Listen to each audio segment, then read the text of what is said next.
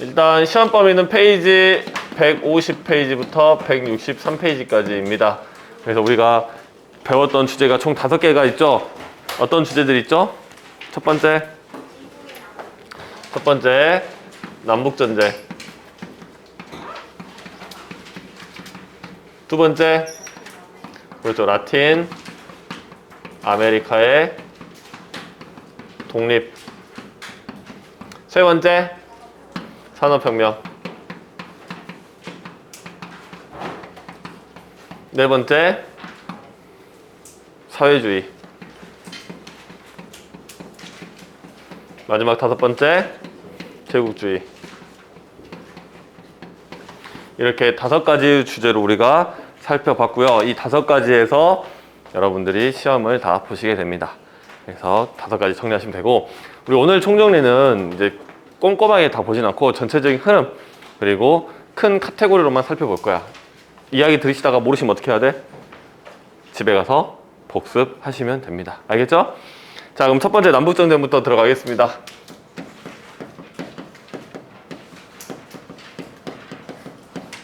남북전쟁의 큰 카테고리는 2가지죠. 첫 번째 어떤 카테고리? 남북전쟁의 배경, 왜 싸움이 났는지. 이게 우리의 관심사였잖아. 남북전쟁의 배경. 남북전쟁은 왜 일어났습니까? 남과 북의 의견 차이가 있었겠죠. 있었으니까 싸웠겠죠. 그게 어떤 것 때문에 그랬어? 노예제도는 하나 부분이었고 남부와 북부의 사회 경제적인 구조 차이 때문에 우리가 전쟁이 발생했다고 이야기했습니다. 그래서 남부와 북부의 사회 경제적 구조 차이. 이거는 우리가 표로 잘 정리해 드렸었죠. 표로 기억나신가요? 표로 어떻게 정리가 됐냐? 일단 남부,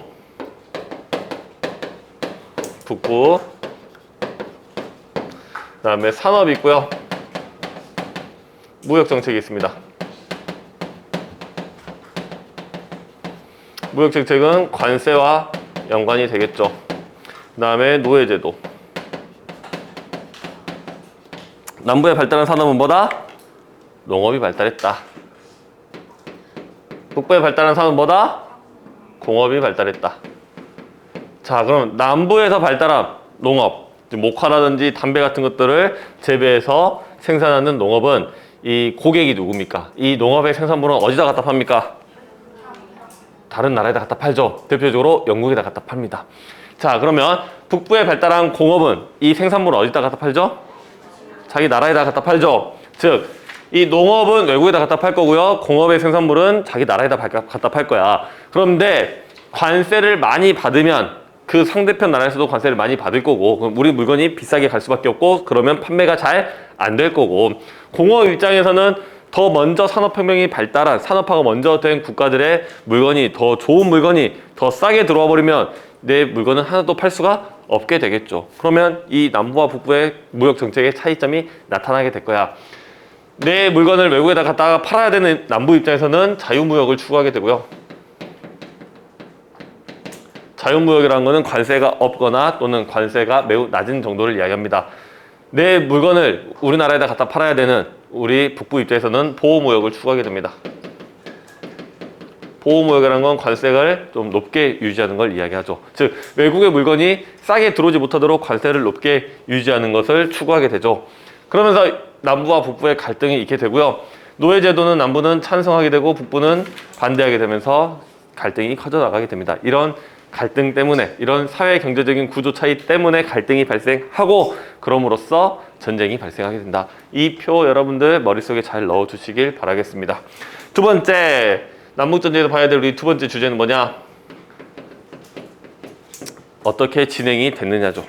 남북전쟁은 1861년부터 1865년도까지 일어났고요. 링컨이 당선되고 남부의 7개 주가 남부연합을 결성하면서 연방을 탈퇴하면서 이제 진행이 되게 되죠. 그러면서 전쟁이 발생하고, 전쟁 중에 이제 게티즈버그 전투 같은 것도 있고, 그 다음에 노예 해방 선언도 하게 되죠. 기억나시죠? 이 흐름 잘 알아두셔야 되고, 전쟁이 끝나고 나서 횡단철도라든지 이런 것들, 미국의 발전 같은 것도 우리가 가볍게 한번 살펴봤던 거 잘 기억하십시오. 그래서 전쟁 전에 어떤 상황이었는지, 전쟁이 끝나고 어떻게 되었는지 이거는 머릿속에 잘 넣어주십시오. 일단 링컨이 당선되고 남부의 7개 주가 탈퇴, 남부연합을 만든 게 전쟁 이전, 전쟁 중에는 노예 해방 선언, 전쟁이 끝나고는 이제 이민 정책도 활발하게 받아들이고요. 횡단철도도 완공이 되게 되고요. 이런 내용들 여러분들 정리해 둔 거 잘 살펴보시면 되겠습니다. 오케이? 자, 넘어갑니다. 두 번째. 라틴 아메리카의 독립입니다. 라틴 아메리카의 독립. 자, 라틴 아메리카 독립에서 첫 번째 봐야 될 건 뭐냐? 이 라틴 아메리카의 배경이죠. 배경. 즉, 라틴 아메리카가 무엇인지 우리가 어떻게 구분하는지 우리가 조금 배웠습니다. 그거는 상식의 선으로 좀 넣어주시면 되겠고, 라틴 아메리카를 누가, 어떤 나라가 지배를 했는가, 이걸 우리가 조금 더 디테일하게 보셨었죠. 그래서 이 라틴 아메리카에서 최고 지배 계층은 우리가 뭐라 불러? 페닌슐라로 불러죠. 페닌슐라는 판도라는 뜻이고, 페닌슐라르는 반도인이라는 뜻이야. 즉, 이 반도라는 데는 삼면이 바다로 둘러싸인 곳이고, 여기서 말하는 반도는 이베리아 반도를 이야기합니다. 이베리아 반도는 에스파냐와 포르투갈이 있는 곳이죠. 즉, 그곳에서 온 백인들이 최고 지배 계층으로 유지가 되고 있었단 말이지. 이 사람들이 와서 자식들, 후손들을 낳겠죠. 그 후손들은 뭐라 불러? 크리오요라고 부르죠. 자, 그러면 크리오요는 백인입니까? 백인이 아닙니까? 백인입니다. 그러면 크리오요는 지배계층입니까? 지배계층이 아닙니까? 지배계층입니다. 그런데 크리오요는 열등감이 조금 있을 수밖에 없겠죠. 누구에게? 똑같이 백인이야. 페닌슐라르에게, 본토인에게, 판도에서 넘어온 이 사람들에게 약간의 열등감이 있을 수밖에 없고, 이 페닌슐라르는 크리오요를 무시하기도 했었다라는 거죠. 그럼 서로 간에 갈등이 나타나겠지. 그래서 시대가 가고 세월이 흘러가면서 이 크리오요가 이 라틴 아메리카의 독립을 주도하게 됩니다. 대표적인 사람이 누구? 유명한 아저씨 있잖아. 볼리바르. 볼리바르. 그 다음에 또 그 신부님도 계시잖아요. 이달고 신부. 즉, 이 사람들 모두 다 크리오요 출신이라는 걸 알아두시면 되겠습니다. 오케이? 자, 그래서 일단 그 배경은 살짝 넘어가시고요. 두 번째, 독립의 사례를 우리가 살펴봤었죠. 독립의 사례. 여러 나라들, 거의 대다수의 나라는 어디로부터 독립을 하죠? 에스파냐로부터 독립을 하죠. 에스파냐로부터 독립을 하고요. 몇몇 나라는 포르투갈로부터 독립하기도 합니다. 그래서 아이티 같은 경우는 흑인이 노예가 주도했고요. 최초로 독립했다는 거 포인트 조금 잡아주시면 될 것 같고, 멕시코도 이달고 신부가 주도를 했고 이제 공화국을 만들어 놨다. 이런 것들 좀 포인트 되는 것들 좀 알아두시면 될 것 같습니다. 오케이? 넘어갑니다. 자, 세 번째 주제, 산업혁명입니다. 우리 산업혁명 조금 힘을 줘야 되는 주제죠. 우리는 산업혁명을 총 4가지 주제로 배웠습니다. 첫 번째, 산업혁명의 의미. 산업혁명의 의미부터 우리가 이야기를 했어요. 산업혁명이란 게 뭐야? 의미가 뭐니 그러면? 산업혁명이란 생산하는 방식이 바뀌었죠. 생산하는 방식이 바뀌어서 우리 생산량이 급증했죠. 즉, 생산량 급증 또는 생산량 증대에 따른 사회 경제적 대변혁이라고 우리가 설명을 드렸어. 우리가 갑자기 로또가 됐어. 또는 로또가 10번 이상 맞았어. 또는 갑자기 100억 생겼어. 그럼 우리가 기존에 살던 방식대로 살지 않고 다른 생활 방식을 살아나갈 수 있다는 거죠. 그런 것처럼 사회 경제적으로 생산량이 급증하면서 많은 것들이 변해 나가는 거 우리는 산업혁명이라고 부릅니다. 그래서 의미를 가볍게 써드리면 사회 경제적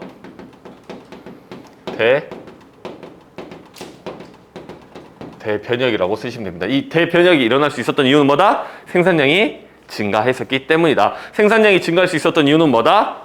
생산 수단이, 생산 방식이 변경되었죠. 기계를 이용하고 공장에서 만들어내고 이런 것들이 있었다는 거 알아두시면 되겠고요. 두 번째 주제는 우리가 뭘 봤습니까? 산업혁명이 일어날 수 있었던 배경. 산업혁명이 일어날 수 있었던 그 배경. 근데 모든 산업혁명이 아니라 우리 특정 나라 한 군데를 이야기하죠. 가장 먼저 일어날 때 어디? 영국에서 산업혁명이 일어날 수 있었던 이유를 우리가 살펴볼 겁니다. 그러면 영국에서 산업혁명이 가장 먼저 일어날 수 있었던 이유 한번 말해 보십시오. 우리 다음 주 시험 보는 거 맞죠? 정치가 안정되었죠. 명예혁명 이후 정치가 안정되니 사람들이 자신들의 생업에 좀 더 적극적으로 종사할 수 있게 되었고, 그 다음 또 무슨 일이 있었냐?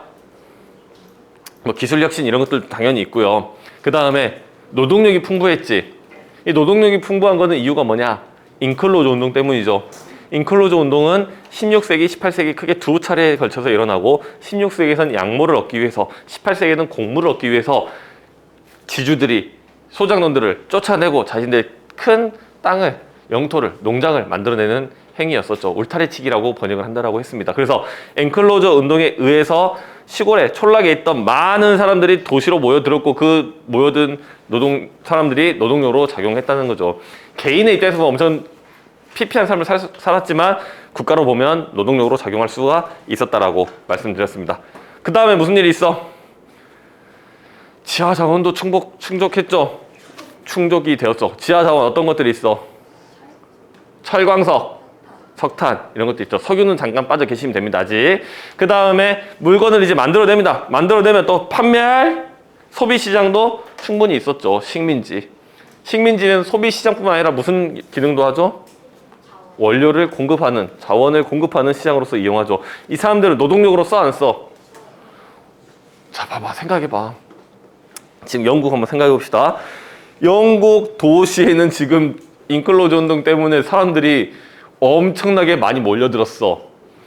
근데 이 도시에는 일자리는 적고 일할 사람은 많아. 너 아니어도 일할 사람 많다고. 근데 식민지 사람들까지 데려와?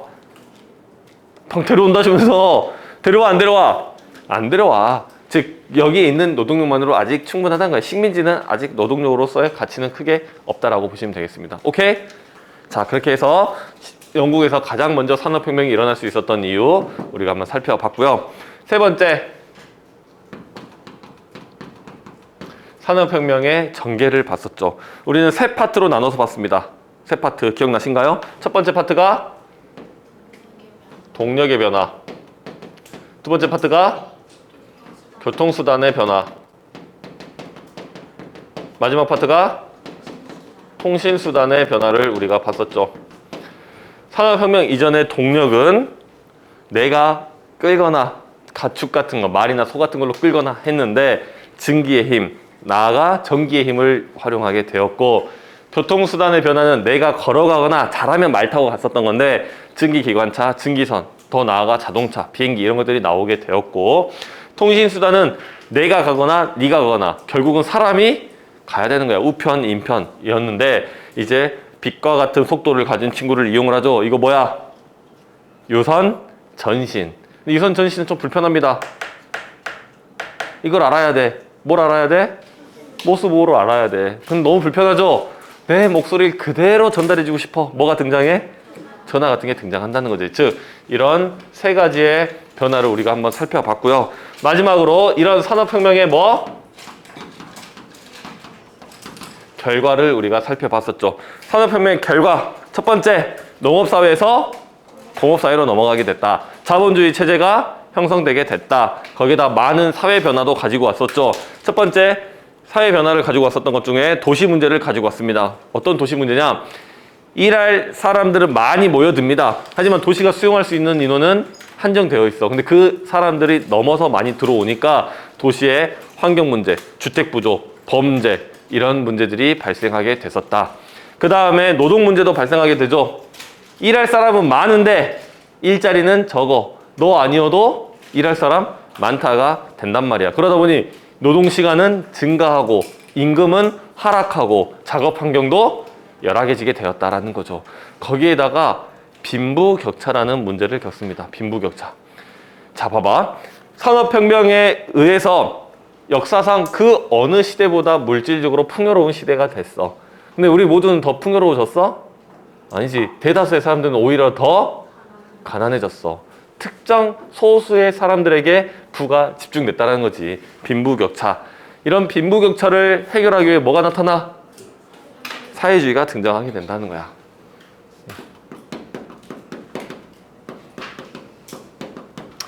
사회주의의 등장 배경.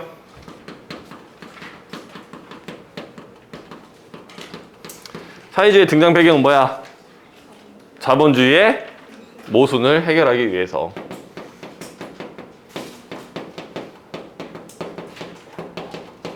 자본주의 모순이라는 게 뭐야? 우린 일을 열심히 하고 열심히 일을 하고 살아가는데 점점 우리는 더 가난해지고 누가 더 부자가 돼가? 공장주의. 생산수단을 소유한 사람들, 극소수의 사람들만, 자본가들만 부자가 돼가는 거야. 이런 빈부격차가 커져가는 걸 우리는 자본주의의 모순이라고 이야기합니다. 이 자본주의의 모순을 해결하기 위해서 사회주의가 등장하게 됐다는 거죠.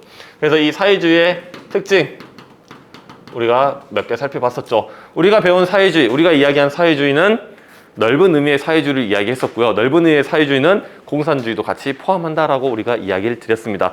자, 그러면 자본주의와 사회주의의 가장 큰 차이점, 생산수단을 가지고 이야기를 했었죠. 생산수단을 사회화하자고 하는 건 누구? 사회주의. 생산수단의 개인의 소유, 즉 생산수단의 사유화를 하자는 건 어디? 자본주의지. 즉 생산수단의 개인의 소유를 인정하는 건 자본주의. 생산수단의 개인의 소유를 인정하지 않는 것은 사회주의라고 보시면 됩니다. 왜냐? 사회주의가 봤을 때는 이런 생산수단의 개인의 소유 때문에 빈부격차가 커진다고 봤기 때문에 가장 큰 차이점 체크하셔야 됩니다. 알겠죠? 자, 그러면 사회주의의 특징 첫 번째, 생산수단의 사유화를 추구했고요. 사유재산은 부정했죠. 그 다음에 평등한 사회를 만들어 나가자고 했었고, 그 다음에 공동생산, 공동분배를 하자고 이야기를 했습니다. 다시 말해 능력에 따라 일하고 필요에 따라 분배받는 사회를 이야기하는 거야. 능력에 따라 일하고 능력에 따라 분배받는 건 어떤 사회야? 자본주의 사회지. 자, 봐봐. 나도 교사로서 해서 일을 하고 교사만큼의 사회가 인정하는 만큼의 돈을 받겠죠. 내가 의사였으면 의사만큼 일하고 의사가 사회적으로 인정하는 의사만큼의 임금을 받겠죠. 근데 왜 나는 돈 더 많이 받을 수 있는 의사가 안 하고 선생하고 있어? 그렇지. 뼈를 때려버리네요. 의사 할 수 있는 능력이 없었으니까. 즉 각자의 사회에서 능력에 따라 일하고 능력에 따라 분배받는 거. 여러분들이 지금 아침부터 이렇게 이야기 들어. 졸리는데도 막 이야기 듣고 있는 이유는 뭐야? 시험 잘 보려고. 시험 잘 봐서 뭐 하시려고? 공부 잘 하려고. 공부 잘해서 좋은 대학교 가서 돈 잘 버시려고. 어찌 보면 그 욕망 덩어리 아니야 지금 여러분들 졸린 눈을 막 이렇게 부릅뜨고 있는 게. 그런 것처럼 자본주의에서는 능력에 따라 일하고 능력에 따라 분배받는 사회. 사회주의는 능력에 따라 일하고 필요에 따라 분배받는 사회. 차이점 알아두셔야 됩니다. 알겠죠? 그럼 사회주의가 필요에 따라 분배받을 수 있는 이유는 뭐야? 각자 능력만큼 일하고 모두가 필요한 만큼 받아갈 수 있는 이유는 뭐야? 똑같이 나온다가 아니라 특정 개인에게, 특정 소수에게 부가 집중되지 않고 사회 전체의 부가 나눠졌기 때문에 모두가 필요한 만큼 받아가도 부족함이 없다라는 겁니다. 이해되셔? 자, 그럼 다시 산업혁명으로 갑니다. 산업혁명은 생산과 소비의 조화로 봤을 때 생산이 되면 소비가 돼야 되죠. 그럼 더 많은 생산은 더 많은 소비, 더 많은 생산은 더 많은 소비가 되어야 한다는 거야. 근데 처음 산업혁명이 터졌을 때 많은 생산이 되더라도 어떠한 문제도 없었습니다. 왜냐? 전체량으로 보면 극도로 생산량이 부족했거든. 소비량을 따라가 보질 못했거든. 근데 어느 순간 그 사이클을 몇 번 반복하다 보니 어떤 일이 발생하냐? 생산량과 소비량, 즉 소비량이 더 부족하는 경우도 나타나게 된단 말이야. 그러면 생산량은 소비량보다 어떻게 해야 돼? 더 적어야 되지. 과잉 생산되면 다 같이 망하는 거야. 그러면 여기서 멈추면 우리는 더 이상 부자가 될 수가 없잖아. 그러면 더 많은 생산을 하기 위해서 더 많은 소비처를 찾아야 되겠죠. 근데 이 나라에다가 팔기에는 답이 안 나와. 어디다 팔아? 외국에다 갖다 파는 거지. 근데 외국에 내가 내 물건을 잘 쉽게 사주지를 않죠. 그럼 내 물건을 쉽게 사줄 수 있는 누구를 만들어? 식민지를 만든다는 거지. 식민지를 개척하는 것. 우리는 이제 제국주의로 넘어가게 됩니다.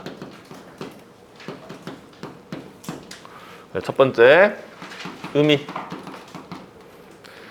제국주의 의미 뭐라고 불렀습니까? 우리가 식민지 확보를 위한 팽창 정책이라고 이야기했죠.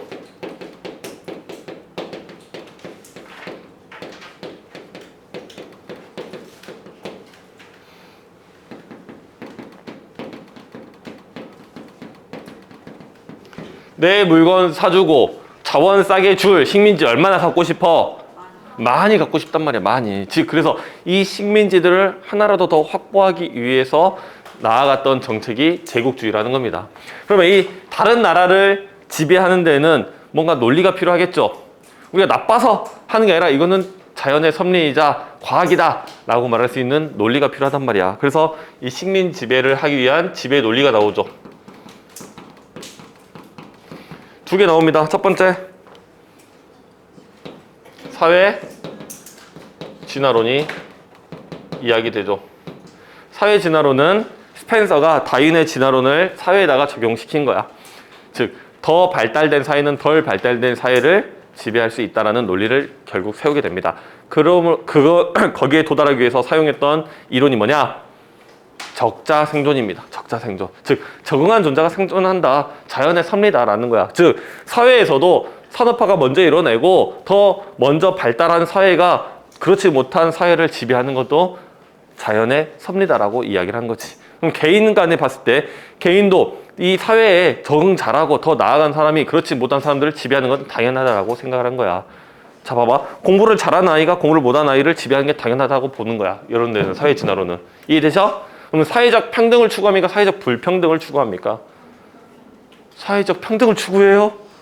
사회적 불평등을 추구한다라는 거지. 포인트 잡아 놓으세요. 알겠습니까?